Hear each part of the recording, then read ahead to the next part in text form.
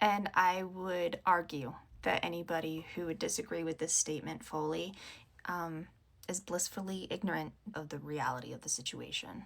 I used to be one of them. I used to say, well, if you're not doing anything wrong, you shouldn't have to worry about DFS, CPS, or whatever acronym they're running under. I used to think that.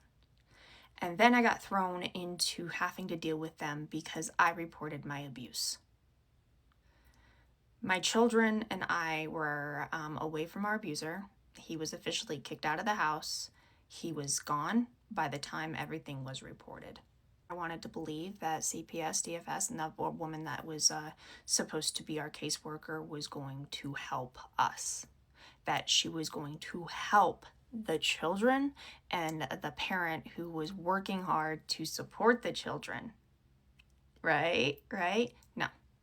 DFS, CPS, all that, like, they're about family reunification, even if that family member is not around the children for good reasons. I opened my mouth and I would complain and I got punished. And this has been a common theme in my life. Oof, so making these videos is a little stressful, I can tell you. But I want people to hear it. I want more people to understand that our systems are 100% broken. It didn't just give me trauma, right? The dealing with CPS and DFS didn't just give me trauma. It gave my children trauma because they were hearing from me and from them that, hey, we're here to help, we're here to listen. And so when my son brought up the fact that he didn't feel safe around his dad, and that his dad was mean to him, they didn't listen to him either. They called him a liar, me a liar, right? Anybody who isn't wanting for family reunification, even the children, are assholes. And here's the craziest part about it is that I really, truly, from the bottom of my heart, want my children's father to get his poop in a group and be a good dad to our children. I'm not holding my breath for it, though. And I'm not willing to put my children in dangerous situations betting that that man can change, because I made a lot of bets that that man could change, and I was the loser.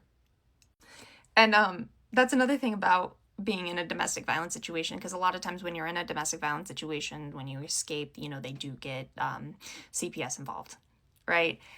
So CPS steps in and they're like, wow, you were a shitty parent for staying with this horrible loser, whatever person.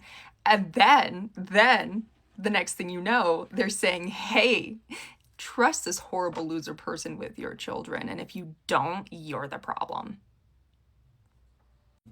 So basically, anytime I reported any issues with my ex-husband, it was turned around to make me out to be this vindictive, bitter baby mama. Not about the safety and well-being of the kids, even when I was proven to be right.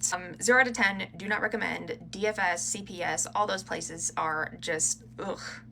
And then they're either notoriously overworked, notoriously understaffed, and then they get burnt out, and they don't do their job well, or take out some of their frustrations on the people who actually need their help. Carly. Or, this Stanford prison experiment, like you give somebody enough power and it just goes directly to their heads. Then you have situations like that. Which is a whole other story when it comes to my local stuff. But, yeah, corruption, all that. It's just gross. It's gross. And, when you kind of grow up and you actually have to see and realize just how bad it is, it's freaking terrifying. Because I don't really feel like there's help out there. Or, like, when I have reported it, I've been, like, it's been minimized or, like, ignored. And just, like, it's just small town living. Sometimes feels corrupt as shit. Anyways, I hope everybody has a good day. Toodles.